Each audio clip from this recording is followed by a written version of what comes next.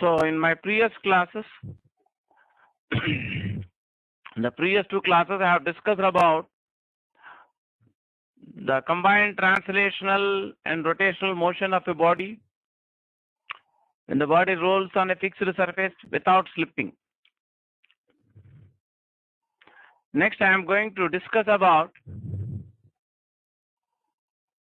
the motion of a regular body when it rolls down the fixed inclined plane without slipping. So at first, you concentrate only to listen to my explanation or discussion. So you need not write running notes. I mean, don't write or copy the working which I am going to do now when I am explaining. Just concentrate only to listen to my explanation.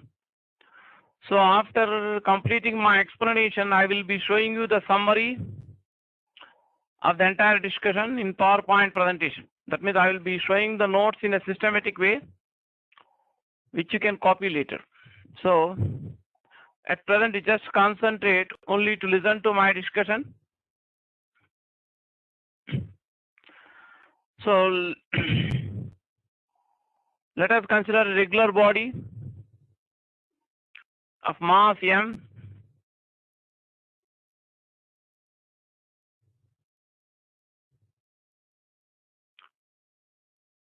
and radius r, which starts from rest from the top of the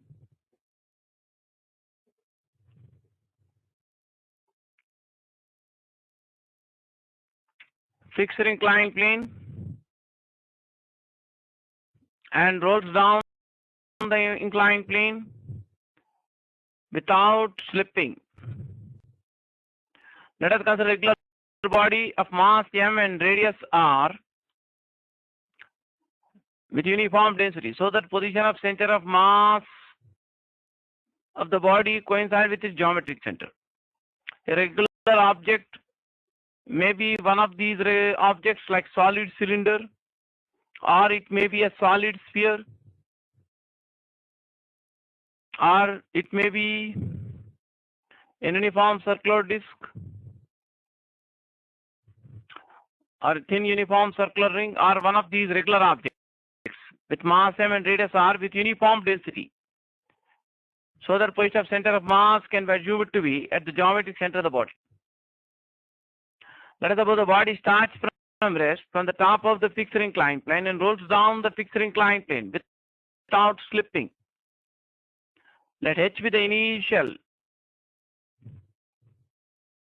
height of center of mass of the body above the lowest position during the motion down the inclined plane. That means h is the vertical height of the inclined plane.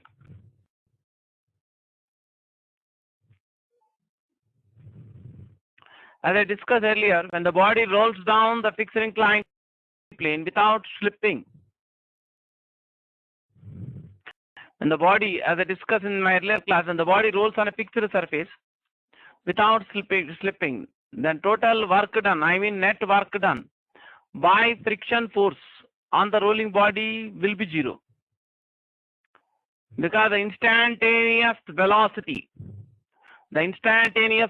of the points of the contact, the instantaneous velocity of the points of contact of the rolling body will be zero in the case of rolling without slipping.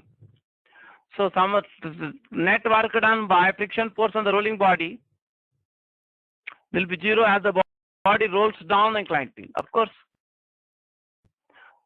rolling is possible only friction force acts, because the rolling body performs both the translational and rotational motions. As I discussed, the combined translational rotational motion of the rolling body, in the case of combined translation rotational motion of the rolling body, the total kinetic energy of the rolling body at any instant will be sum of its translational and rotational kinetic energies. Different particles of the rolling body perform rotational motion about the horizontal axis passing through center of mass, which is parallel to the inclined surface on which it rolls. So, torque is required to produce angular acceleration about the axis, horizontal axis passing through center of mass. So, the torque required to produce the required angular acceleration is produced by the frictional force. So you can derive the expression for linear acceleration. I'm going to derive the expression for linear acceleration of center of mass of the body when it rolls down the fixed inclined plane without slipping. So I am going to discuss two methods. First, I am going to discuss the energy method, that is conservation of energy method. Later, I discuss about the dynamics method used from Newton's laws of motion. As I told you, when the body rolls on the fixed surface without slipping, net work done by frictional force on the body will be 0.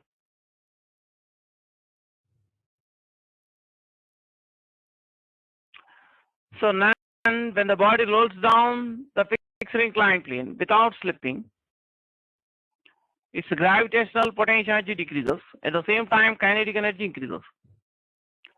So by conservation of energy, we can write sum of the final kinetic energy and final potential energy. When it reaches the bottom of the inclined plane, is equal to sum of the initial kinetic energy and initial potential energy at the top of the inclined plane. Here, K subscript I represent the initial kinetic energy at the top of the inclined plane. Kf represents the final kinetic energy at the bottom of the inclined plane. That means increase in the kinetic energy of the body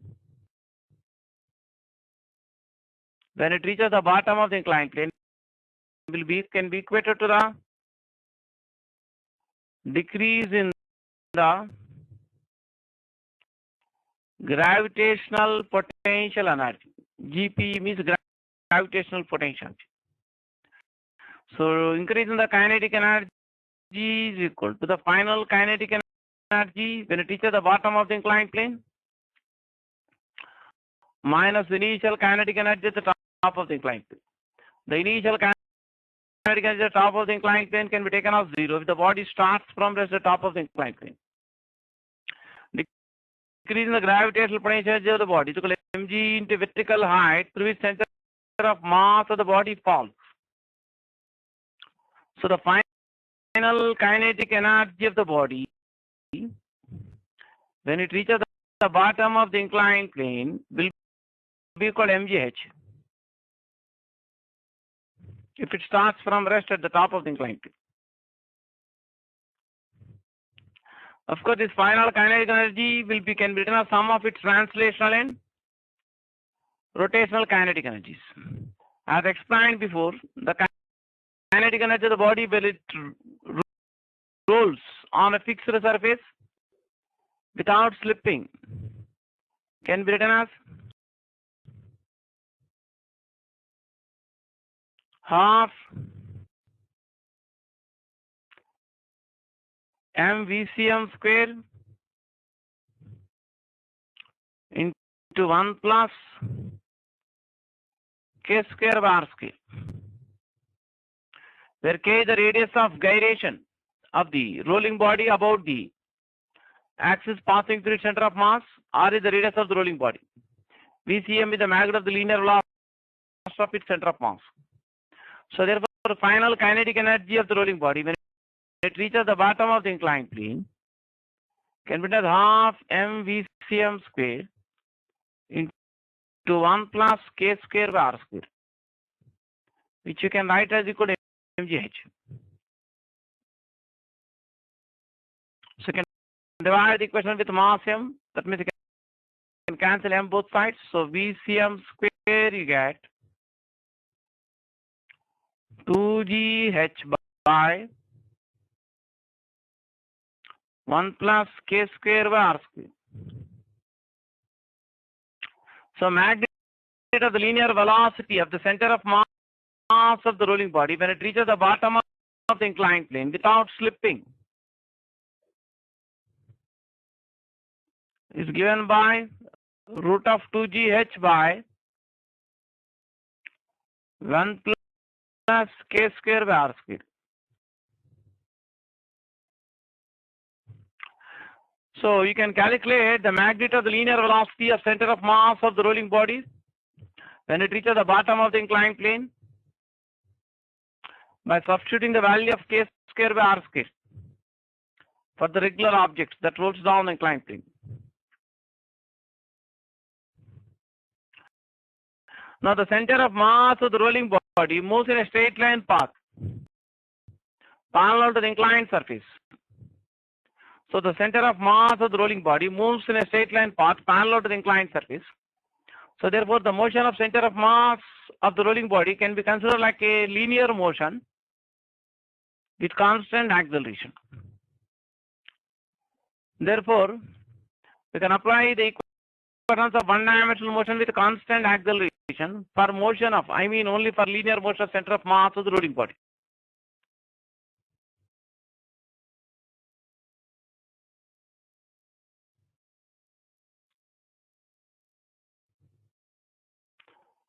So if you can write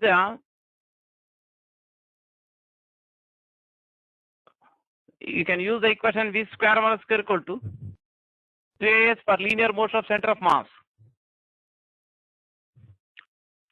That is one of the equations of linear motion with constant acceleration.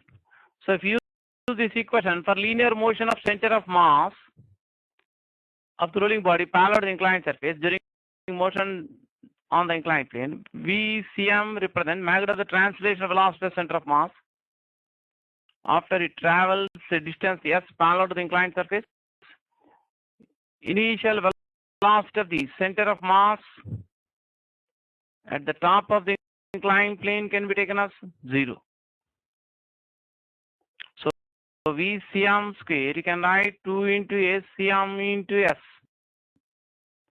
Now we can write VCM square equal to this value you can substitute. So you just concentrate only to listen to my explanation.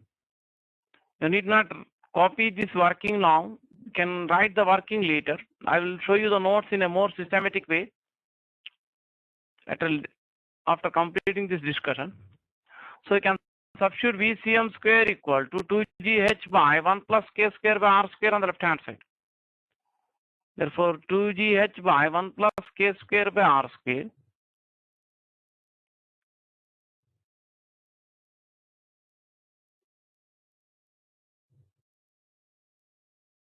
is equal to 2 into linear accelerator center of mass into S. If S is the magnitude of the linear displacement of center of mass when it reaches the bottom of the inclined plane, and h is the vertical height through which center of mass falls when it reaches the bottom of the inclined plane, then from simple elementary trigonometry you can write sin theta equal to h by s. So from this equation you can write, if you take s to the other side, gh by s divided by 1 plus k square by r square equal to SCM.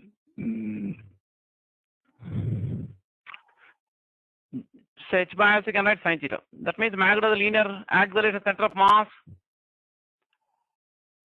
of the rolling body when it rolls down the fixed inclined plane without slipping can be written as g sin theta by 1 plus k square by r square.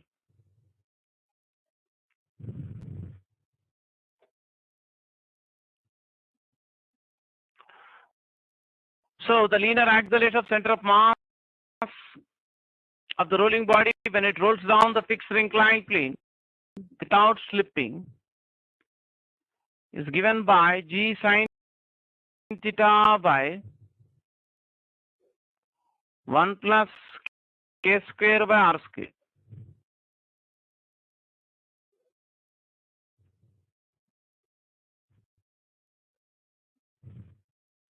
The magnitude of the linear acceleration center of mass of the rolling body when it rolls down the fixed inclined plane without slipping is given by G sin theta by 1 plus K square of R square. So you can use this result directly while solving numerical problems for motion down the fixed inclined plane without slipping. You can substitute the value of K square by R square for regular objects to find the expression for linear acceleration center of mass. So, for example, there are some questions based on comparison of the accelerations or comparison of the times taken to roll down the inclined plane when two or more number of regular objects are rolled down the same inclined plane. Again, just concentrate only to listen to my discussion. Please don't write running notes when I am explaining. I will be showing you the notes in a more systematic way after completing this discussion. So as I already explained, how we can find the value of K square by R square for different regular objects? If you are familiar with the formulae for moments of inertia of regular objects about the axis passing through center of mass. For example, if you consider a uniform solid sphere. Suppose if an uniform solid sphere rolls down the fixed inclined plane without slipping, then moment of inertia can be about the axis passing through its center of mass. We can write 2 by 5 mr square. So moment of inertia of regular object about a given axis can be written I equal to mk square.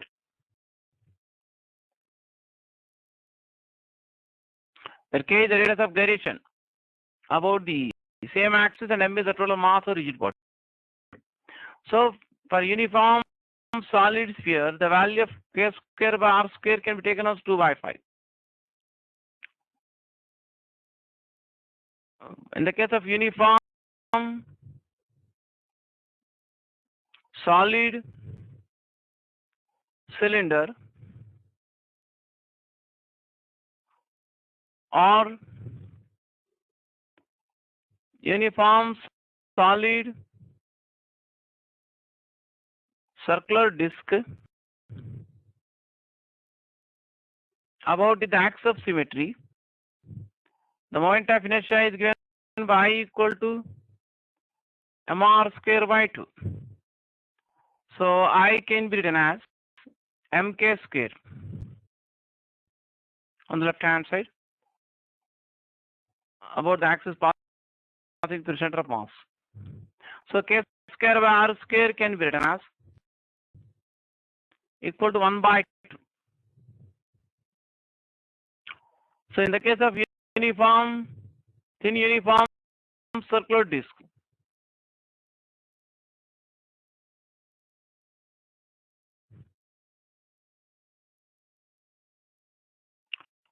in the case of thin uniform circular disc, circular ring, for circular disc K square by R square 1 by 2. For circular ring, or we can say hoop. About the central axis symmetry, you can write I equal to mr square.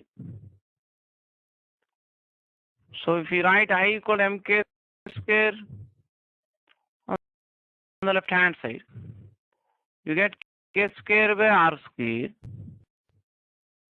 equal to 1. In the case of a uniform hollow spherical shell, that is for a thin-walled uniform hollow sphere about an axis passing through its center of mass or about a diameter of shell, you can write I equal to 2I3 mr square. If you put I equal to mk square on the left side, you get k square by r square equal to 2I3.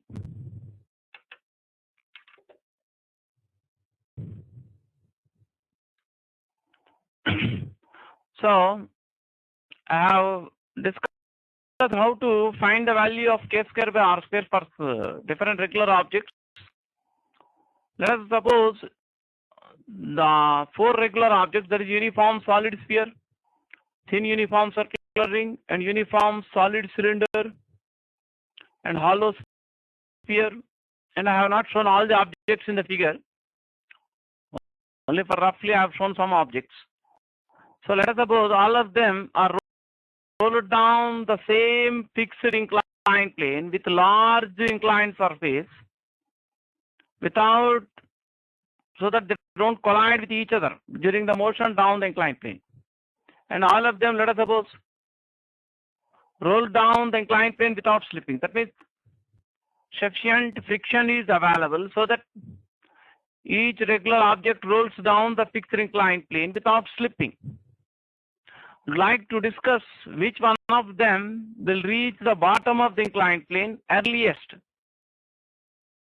and which one of them reaches the bottom of the inclined plane with greater linear speed of center of mass. So as I calculated the value of k square by r square for different regular objects, for uniform solid sphere, the value of k square by r square about the axis through center of mass is 2/5. In the case of uniform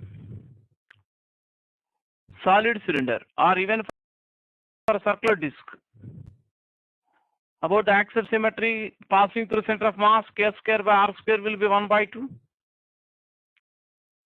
About central axis symmetry.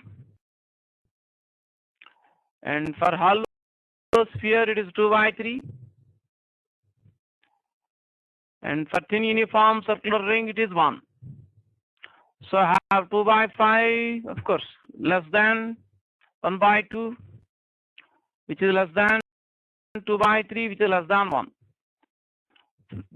So I have written the equations I have discussed in the earlier discussion. The magnitude of the translation velocity center of mass when it reaches the bottom of the inclined plane is root of 2gh by 1 plus k square by r square. And magnitude of the linear acceleration center of mass can be written as g sin theta by 1 plus k square by r square. So all the regular objects are rolled down the same fixed inclined plane without slipping and also without colliding with each other.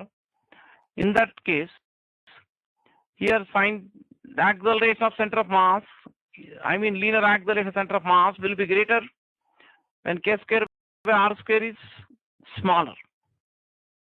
I mean linear acceleration center of mass will be greater for that particular object for which the value of k square by r square is smaller.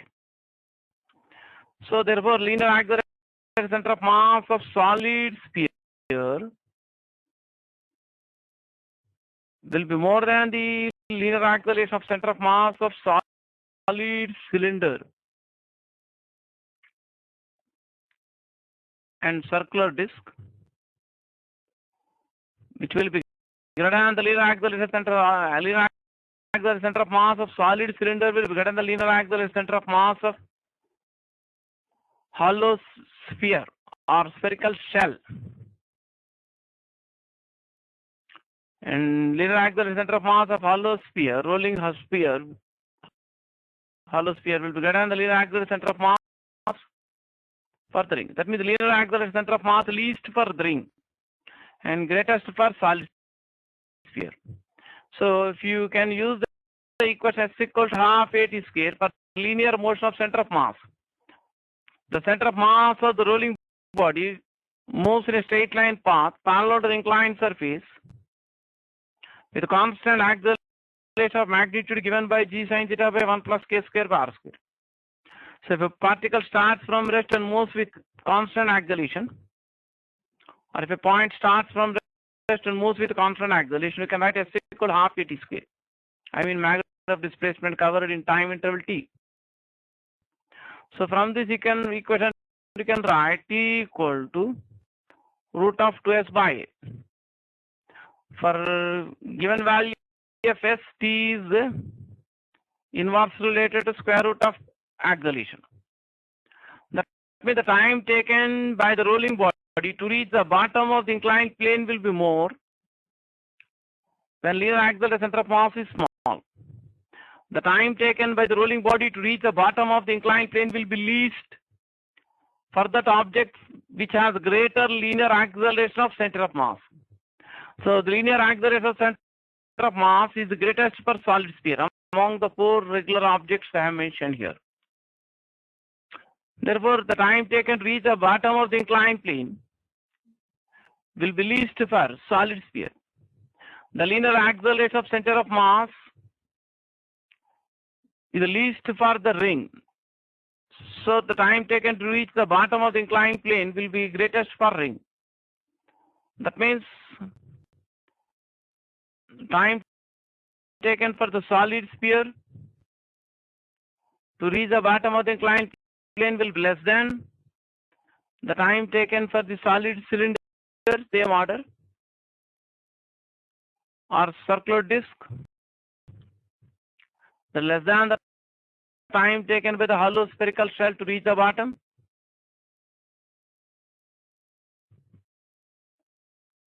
the less than the time taken by the ring to reach the bottom. That means if a uniform solid sphere, uniform solid cylinder, uniform circular disc, and uniform hollow spherical shell, and thin uniform circular ring, all of these objects are rolled down the same fixed inclined plane, starting from rest, from the top of the inclined plane, so that they don't collide with each other during the motion. Then the solid sphere reaches the bottom of the inclined plane at the earliest. Next, solid cylinder and circular disc will reach the bottom of the incline, then hollow sphere, and finally ring comes in the last. And magnitude of linear velocity center of mass will be greater for the regular object which has the least value of k square by r square. So linear acceleration center of mass of solid sphere, when it reaches the bottom of the inclined plane, will be greater than the linear acceleration center of mass of solid cylinder at the bottom of the incline, and which will be greater than the linear velocity of center of mass of hollow sphere or spherical shell, that is greater than the linear velocity center of mass of ring. That means among the regular objects I have mentioned, solid sphere reaches the bottom of the inclined plane earliest, and also with greater translational speed of center of mass. And ring reaches the bottom of the inclined plane in the last with the least speed of center of mass. Next, I am going to discuss the alternate method to derive this expression for linear acceleration of center of mass of the object when it rolls down the fixed inclined plane without slipping.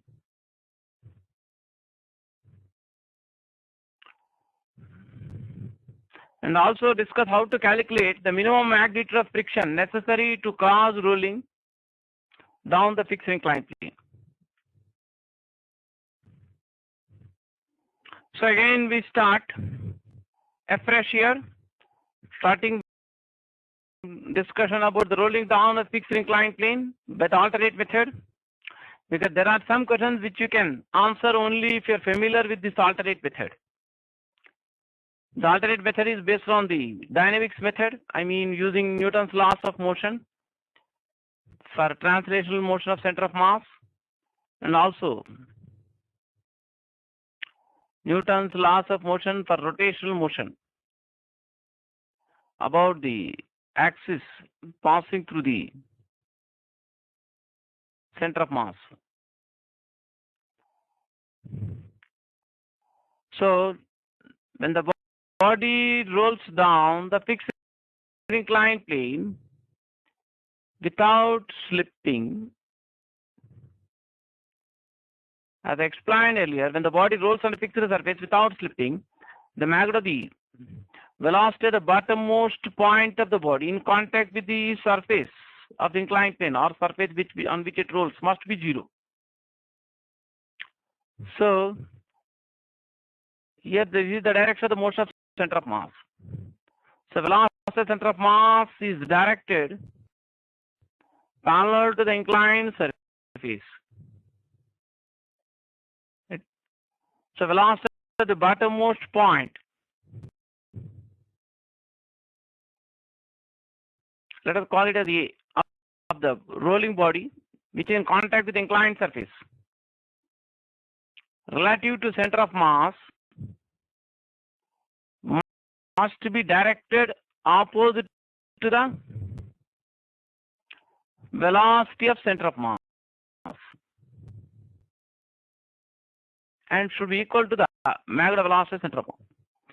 The actual mass at the bottommost point A of the rolling body which is in contact with the inclined surface, the vector sum of velocity at the bottommost point A with respect to center of mass and the velocity of center of mass, that will be 0 when the body rolls down the inclined plane without slipping. That means the actual velocity of the point A, actual velocity at the bottommost point A of the rolling body in contact with the fixed inclined plane must be 0.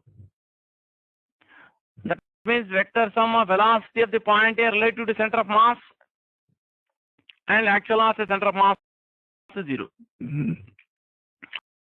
So velocity at the bottommost point A relative to center of mass is opposite in direction but equal in magnitude of velocity at center of mass. This is possible if velocity at center of mass is directed parallel to the inclined surface down the incline. Velocity at the bottommost point with respect to center of mass is directed upwards, tangential to the inclined surface. So again I tell you, please concentrate to listen to my discussion. Please don't write running notes when I am explaining. That means with respect to center of mass, as I told you, different particles of the body move in circles about the axis passing through center of mass. So magnitude velocity at the bottommost point A with respect to the axis passing through center of mass, you can write R into omega, where omega is the angular speed of rotation about the axis passing through center of mass.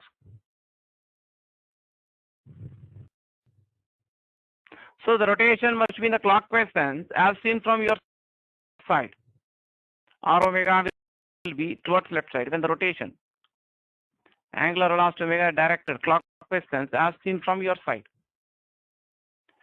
Because omega is increasing with the time as the body rolls down the inclined plane, its kinetic energy increases as explained. That means magnitude of linear velocity center of mass also increases. Therefore, there is a linear acceleration for center of mass and there is an angular acceleration about the axis passing through center of mass. So if the angular acceleration alpha about the axis passing through center of mass is in the clockwise sense, then the torque, so the torque acting on the body about the axis passing through center of mass should be also produced, should act in such a way so that it produces angular acceleration alpha in the clockwise sense. The weight mg acts vertically downwards. The weight mg of the body acts vertically downwards, passing through the line of action of the weight mg passes through center of mass. The normal reaction force exerted on the body by the inclined surface acts normal to surface of the inclined plane and directed away from surface of the inclined plane. The lines of action of these two forces, normal reaction weight mg, pass through the center of mass of the rolling body. Therefore, no torque is produced by the two forces N and mg about the axis through center of mass. These two forces do not produce any torque about the axis passing through center of mass, because lines of action of these two forces are passing through center of mass. So the required torque to cause rotational motion, I mean the torque needed to produce angular acceleration alpha about the axis through center of mass, has to be produced by frictional force. Therefore, force of friction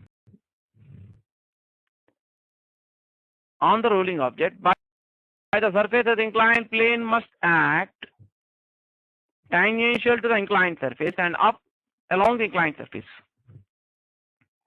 You can see the direction of the torque due to frictional force about the center of mass, about the axis passing through the center of mass. That will be in the clock questions. So, because some students observed, they get confusion. They may take friction to be directed downwards by mistake in calculations. If you take friction to be directed downwards, what is the direction of the torque produced by friction about the horizontal axis passing through center of mass? I mean, in what direction or in what sense the torque due to friction tends to rotate the body about the axis through center of mass? Here it will be anti-clockwise. But in our discussion, the rotation about the axis through center of mass supposed to be in the clockwise sense. So this is not correct. This is correct. So coming to the free body diagram, three forces act on the body during the motion. I have written Fs means static friction, because the relative velocity between the points of contact, the relative velocity between the points of the rolling body which are in contact with the inclined surface with respect to the inclined surface is zero in the case of rolling without slipping. So the type of friction that exists between two surfaces in contact, when the relative velocity between the two surfaces in contact is zero, is called static friction. So here the type of friction that exists is static friction. So you can resolve now. What I am going to do is I am going to apply Newton's second law for linear motion of center of mass and Newton's second law for rotational motion about the axis through center of mass. That means for any problem in combined translated rotational motion, when you want to analyze the problem from the dynamics method, first we write the equation for linear motion of center of mass, that is Newton's second law, resultant of all the external forces on the body can witness product of the mass of the body and linear acceleration of center of mass. Then we use a torque equation, that is Newton's second law for rotational motion about the axis passing through center of mass, which you can write it as the resultant of all the torques, external torques acting on the body about the axis passing through its center of mass, because moment of inertia about the axis passing through its center of mass into alpha. So not only the present discussion, any problem in rolling motion can be analyzed, or combined translational rotational motion can be analyzed by combining these two equations.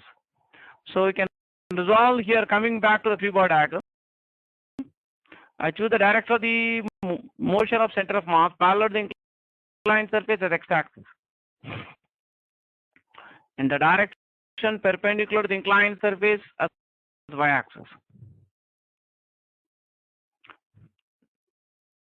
So you can resolve the weight mg into rectangular components parallel to the inclined surface and perpendicular to the inclined surface. The component mg cos theta acts perpendicular to the inclined surface, opposite line normal reaction. The component mg sin theta acts parallel to the inclined surface and down the inclined plane. So y component of resultant force on the body, Fy, can be written as n-man of mg cos theta. But there is no motion parallel to the y-axis. So linear acceleration center of mass has no component parallel to y-axis. So there is no acceleration parallel to y-axis. So y component of linear acceleration center of mass is 0. So y component resultant force is 0. So Magda-Narwal reaction can be written as mg cos theta. These equations we are writing for linear motion of center of mass.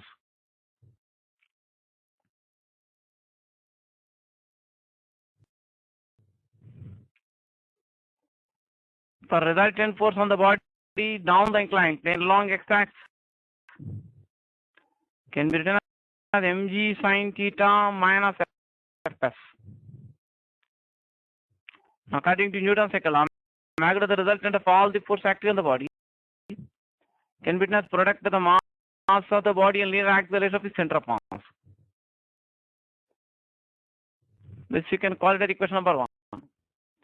Then for rotational motion about the axis through center of mass.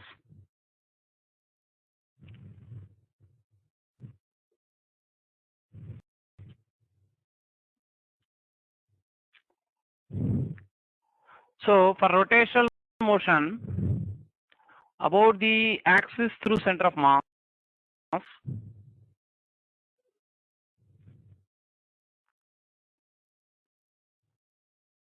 we can write the Newton's second law for rotational motion. For rotational motion about the axis through center of mass, we can write the resultant of all the external torques acting on the ruling body about the axis through center of mass is equal to product of moment of inertia of the ruling body about the axis through center of mass into angular acceleration alpha about the axis through center of mass. As I explained earlier, the required torque due to for rotational motion is produced by the frictional force. The perpendicular distance between the line of action of the frictional force and center of mass of the rolling body is equal to the radius r. The perpendicular distance between the line of action of the friction force acting on the rolling body and the horizontal axis through center of mass is equal to radius of the rolling body. So the external torque, I mean magnitude of the external torque about due to friction about the horizontal axis center of mass, you can write Fs into R. So you can write moment of inertia about the axis through center of mass, you can write mk square, where m is the mass of the rolling body, k is the radius of gyration about the axis passing through center of mass. Now, as I discussed earlier, when the body rolls down the fixed inclined plane without slipping, I mean, when the body rolls on a fixed plane surface without slipping, magnitude of linear velocity of center of mass, you can write r omega. So if you differentiate these both sides with respect to time t, magnitude of the linear acceleration of center of mass, you can write r into alpha. That is, if you differentiate both sides of this equation with respect to time t, because the radius of the rolling body is a constant, you can write dVcm by dt equal r in d omega by dt. D omega by dt is angular acceleration alpha. So we can write my ACM equal to r into alpha. So alpha can be written as angular acceleration alpha can be written as ACM by r on the right side.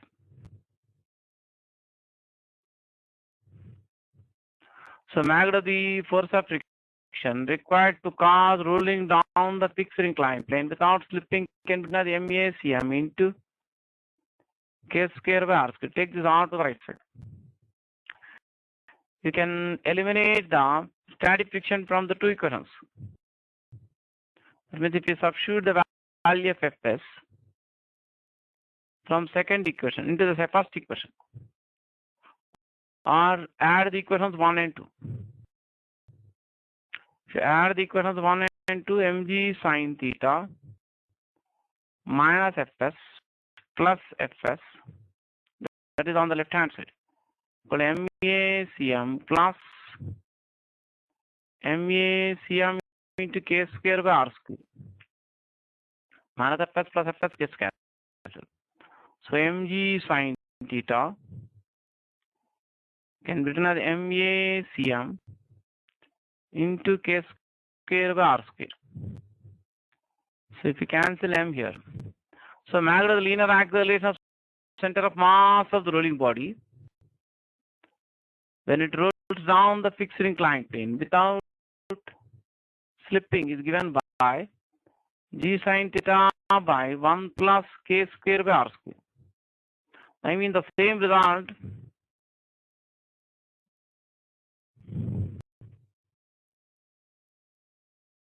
which I discussed earlier can be arrived by the alternate method. G sin theta by 1 plus K square by R square. So if you want to know the magnitude of the friction force needed to cause rolling without slipping, you can substitute this value of ACM in this equation. If you substitute ACM equal to G sin theta by 1 plus K square by R square into the second equation, you can know the magnitude of the friction force needed to cause rolling without slipping.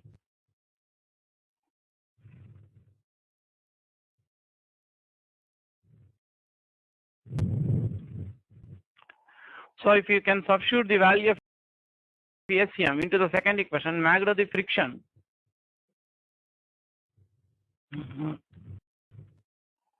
so magnitude of the friction required to cause rolling can be found by substituting ACM equal G sin theta by 1 plus K square R square in this equation. That you can write mg sin theta into K square by R square by 1 plus K square by R square. So this equation gives you the magnitude of the minimum value of the friction needed to cause rolling down the fixed inclined plane without slipping. To find the condition for the coefficient of friction, that means what should be the minimum value of the coefficient of friction needed so that the body rolls down the fixed inclined plane without slipping, can be found by using the fact that the static friction between two surfaces in contact cannot be greater than the limiting value us into n. So you can substitute here n equal to mg cos theta on the right side and substitute fs equal to mg sin theta into K square by R square divided by 1 plus K square by R square on the left side to find the condition for the coefficient of friction between the rolling body and the inclined plane so that the body rolls down the fixed inclined plane without slipping. So it's not necessary for you to continuously copy all this working. So I will be showing the same discussion as it is with PowerPoint presentation. I mean summary of all the results and conclusions which I have discussed so far in this class in a systematic way with PowerPoint presentation. I mean the typed form or printed form of the notes, and followed by some discussion about problems on this motion down the inclined plane in my next class. In case you feel that you have not clearly followed this discussion, you can again go through the same class second time. And in case you have further consultation, you can come to the whiteboard benches at Tarnaka and take an appointment with the office to have discussion with me.